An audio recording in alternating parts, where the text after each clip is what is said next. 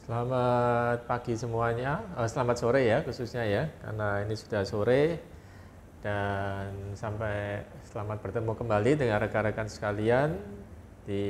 Kita akan mengulas sedikit ya, sharing sedikit tentang harga saham BBRI ya, tentang harga saham BBRI ya. Jadi sebelumnya kita ucapkan puji syukur dan terima kasih sampai saat ini kita masih bisa ketemu ya.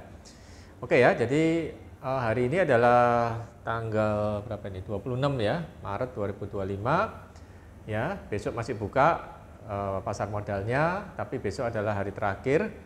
Dan di sore ini BBRI ditutup dengan kenaikan lumayan besar ya, untuk hari ini aja 5,26%. Ya.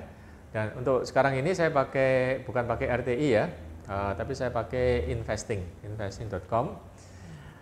Nah, kemudian yang mau kita bahas adalah bagaimana fundamentalnya, kemudian apakah sebaiknya kita menambah muatan atau tunda dulu ya. Oke ya, ikuti ya videonya sampai selesai ya. Oke ya, jadi BBRI ya. Jadi BBRI adalah saham yang jadi favorit ya masyarakat Indonesia karena harganya yang naik terus ya. Ini grafik ini udah 5 tahun ya. Dia naik terus. Cuman ada akhir-akhir ini sejak 2023 pertengahan ini mulai terkoreksi ya, gitu ya, mulai koreksi. Jadi mulai bagi yang optimis mengatakan ini lagi diskon ya, seperti itu. Oke ya, sebelum kita bahas tentang price analysisnya, kita lihat kinerja secara angkanya dulu. Jadi di sini BBRI ini kalau saya lihat memang dari sisi growth-nya ya, EPS-nya lumayan bertumbuh ya, tapi saya nggak dapat angka secara detail seperti di RTI. RTI termasuk bagus ya, betul-betul tampilannya, tapi kebetulan saya nggak dapat. Kemudian tidak ada masalah untuk growth-nya untuk yang 2024 atau profitability-nya termasuk relatif bank dengan kinerja yang baik ya, bank BUMN dengan kinerja yang baik. Kemudian juga dengan price to book-nya yang sudah mulai menarik ya, cuman 1,9 kali ya. Market cap-nya yang besar ya, jadi maksudnya nggak beriringan dengan yang Bank Mandiri juga. Kemudian juga PI-nya yang sudah 10 ya untuk hari ini ya, itu angka yang menarik. Ya, jadi dari PI-nya dan PBV itu menarik ya. Saya lebih prefer lihat PI ya dibandingkan PBV, tapi dua-dua saya lihat ya. Nah, jadi PI-nya udah menarik. Kemudian juga bank ini meskipun suku bunga naik atau turun tetap dia untung ya, seperti gitu ya.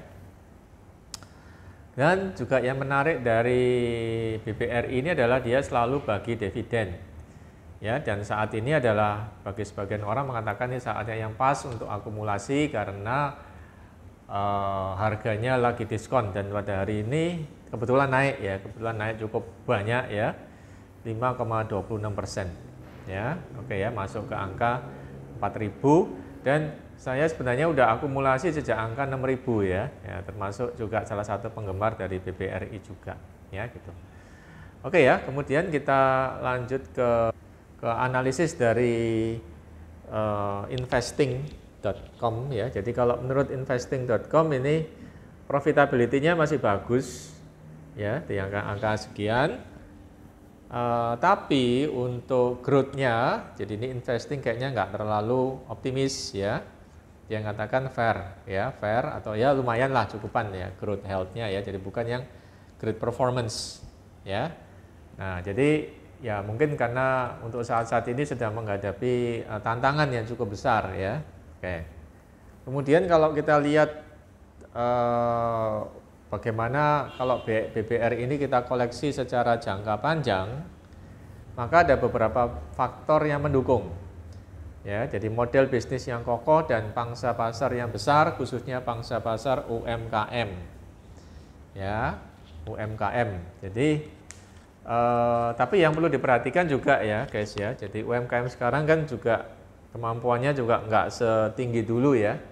setinggi beberapa tahun yang lalu. Jadi sudah 1-2 tahun ini UMKM agak mengalami kendala ya dalam hal keuangan dan juga pertumbuhannya ya, growth-nya ya.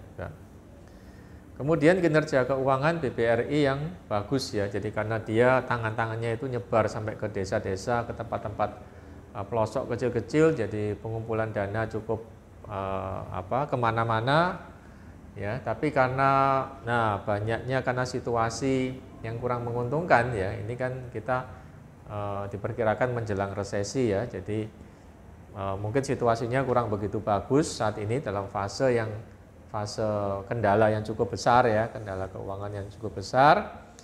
Ya, namun sejauh ini dari AI ChatGPT mengatakan jadi kinerja keuangannya cukup baik ya, dibutuhkan atau konsisten di sini ya, dengan ROE dan NIM-nya yang cukup baik dan dividennya yang juga selalu konsisten ya selama bertahun-tahun, bahkan belasan tahun itu dividennya konsisten. Jadi mungkin bagi mereka-mereka yang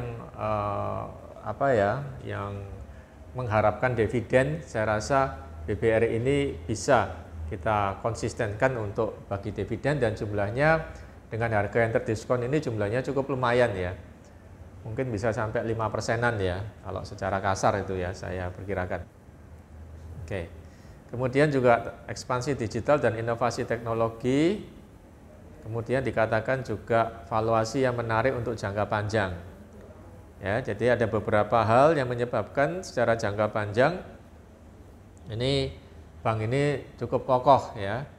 Nah, fundamentalnya cukup kokoh, tapi itu tadi perlu diperhatikan. Jadi di mana dia menancapkan tangan-tangannya pada UMKM, sedangkan UMKM-nya sekarang dalam kondisi yang survival ya, jadi dalam kondisi yang survival ya. Oke ya, jadi kalau UMKM-nya nggak dalam kondisi yang survival atau growth mungkin lain cerita lagi ya. Oke. Nah, kemudian bank ini masih juga mempertahankan kinerja keuangan yang stabil, pembagian dividen dan pertumbuhan masa depan, apalagi valuasi yang menarik untuk jangka panjang. Ya, jangka panjang di sini kemungkinan adalah lebih dari 1 tahun, bahkan mungkin lebih dari 2 tahun ya. Kalau diperkirakan bahwa kita akan masuk fase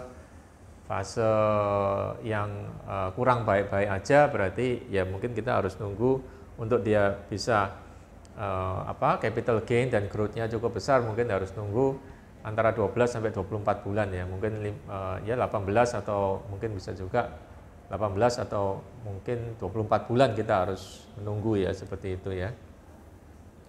Nah, tapi ada faktor-faktor lain yang perlu diperhatikan untuk BBRI, yaitu ketergantungannya pada segmen UMKM, di mana pada saat ini rentan terhadap krisis karena perlambatan ekonomi, ya, sehingga dapat meningkatkan NPL-nya, ya.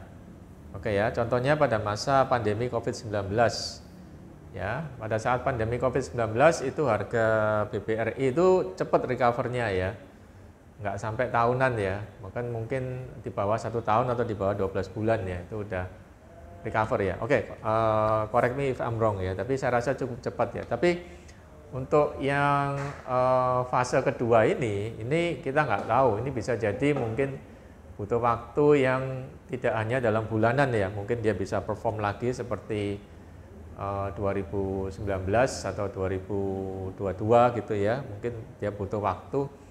Saya perkiraan ya tidak dalam tempo bulanan ya, mungkin bisa lebih ya. Mingguan jelas mungkin agak susah ya, mungkin ya perkiraan saya ya cukup lama ya, tidak bisa dalam jangka waktu cepat ya. Oke ya, perlu waktu ya bulanan atau mungkin semesteran ya, seperti gitu. Kemudian ada faktor-faktor makro yang mempengaruhi resiko suku bunga dan kebijakan moneter, ya kan, dan tekanan atau regulasi pemerintah. Ya, jadi tentunya karena pemerintah ya harus patuh pada aturan-aturan pemerintah, ya, meskipun juga bank ini selalu dijaga oleh pemerintah. Kemudian persaingan ketat, resiko ekonomi makro dan ketidakpastian global. Nah, ini juga ya. Jadi kalau kita berinvestasi pada BBRI, salah satu bank terbesar dan terbaik di Indonesia, maka kita nggak bisa nutup mata juga atas aspek makronya, ya, makro perekonomian, di mana pada saat ini memang kita merasakan mulai agak sakit-sakitan ya secara keuangan ya, secara luas gitu ya, secara makro ya. Jadi mulai masuk pada fase menjelang masa itu ya, masa resesi itu ya gitu ya. Jadi memang ada ketidakpastian juga secara global yang mempengaruhi. Ya, contohnya di sini dikatakan resesi global atau perlambatan ekonomi Indonesia, daya beli masyarakat dan permintaan kredit bisa turun, kemudian krisis likuiditas atau pelemahan nilai tukar rupiah yang bisa meningkatkan biaya pendanaan dan risiko kredit, ya kan? Contohnya ketika pandemi COVID-19 menyebabkan sektor UMKM mengalami pukulan keras yang berdampak negatif pada kinerja BBRI. Ya, pada waktu itu cepat recover ya, relatif cepat recover. Kemudian dikatakan di sini PBV-nya pada kisaran 2-3 kali cukup tinggi dibandingkan dengan beberapa bank besar lainnya. Tapi saya rasa untuk saat ini relatif murah ya, harga diskon ya. Murah jika dibandingkan pada saat saya pertama kali beli sekitar 6.000 atau 5.000 ya, oke, pada saat itu ya. Nah, ada beberapa hal yang patut menjadi perhatian. Jadi meskipun bank ini fundamentalnya kuat ya, dan bank nasional ya, secara jangka panjang aman, tapi secara jangka pendek dalam semesteran mungkin ya, itu masih belum bisa kita harapkan UMKM ini bisa langsung pulih sehat ya. Belum bisa ya, karena UMKM menghadapi pukulan yang juga tidak bisa dibilang ringan ya. Kemudian resiko suku bunga ya, kemudian intervensi pemerintah ya, resiko ekonomi makro juga yang kita sulit diprediksi apakah akan ada gangguan dari luar atau tidak ya.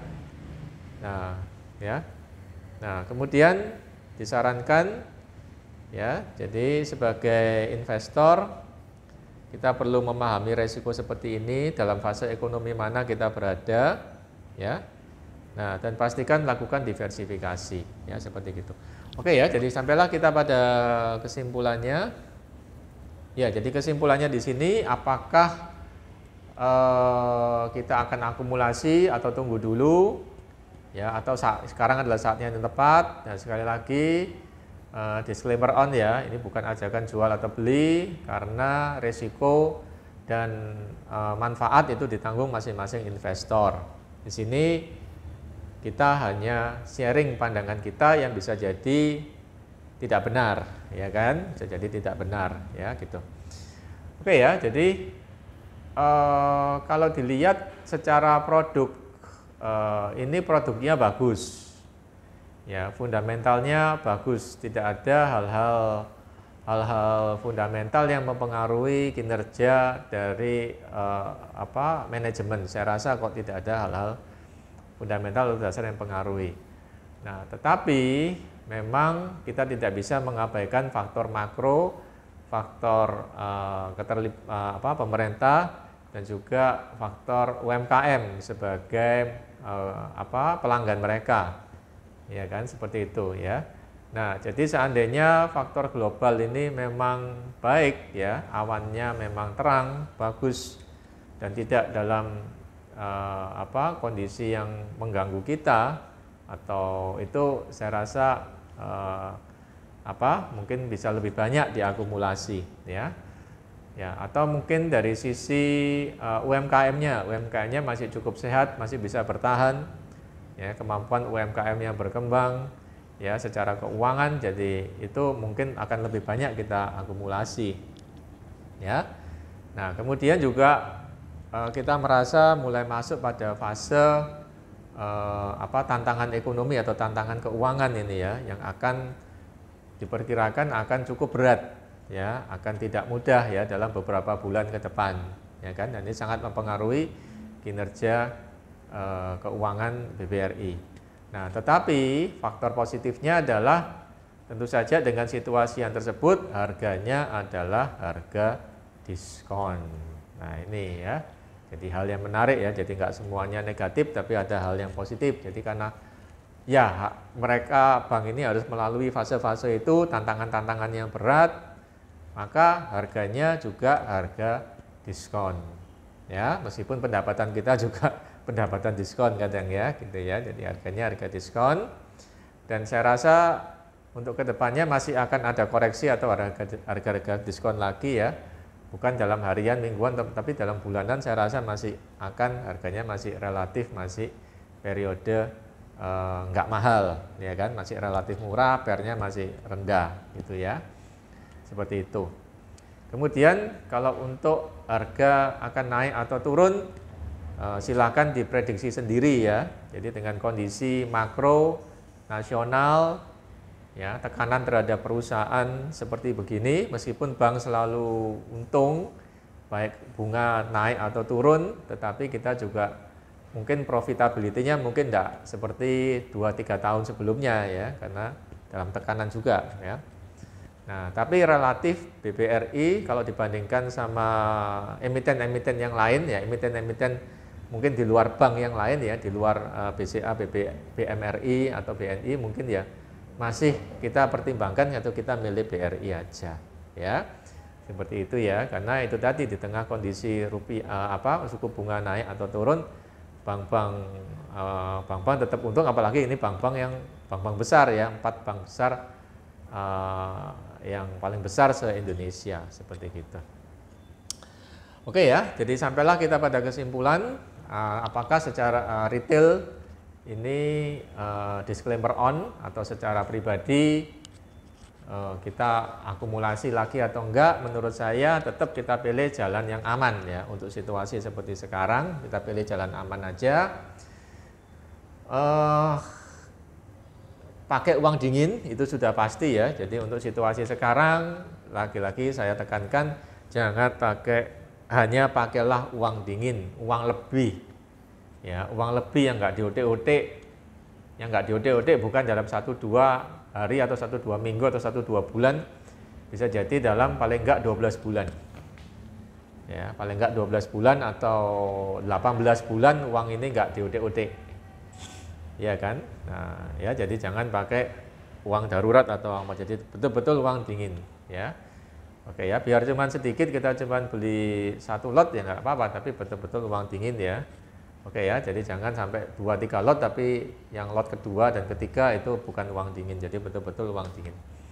Ya, ya, jadi memang kalau nggak melalui situasi ini kita tidak bisa atau mungkin mahal. Jadi kalau saya secara pribadi, selama ada uang dingin, saya juga ingin akumulasi. Ya, meskipun sedikit aja. Ya, sedikit aja. Kita lihat, kita tunggu ya. Ini kan harga masih naik turun, masih belum stabil ya, kita tunggu.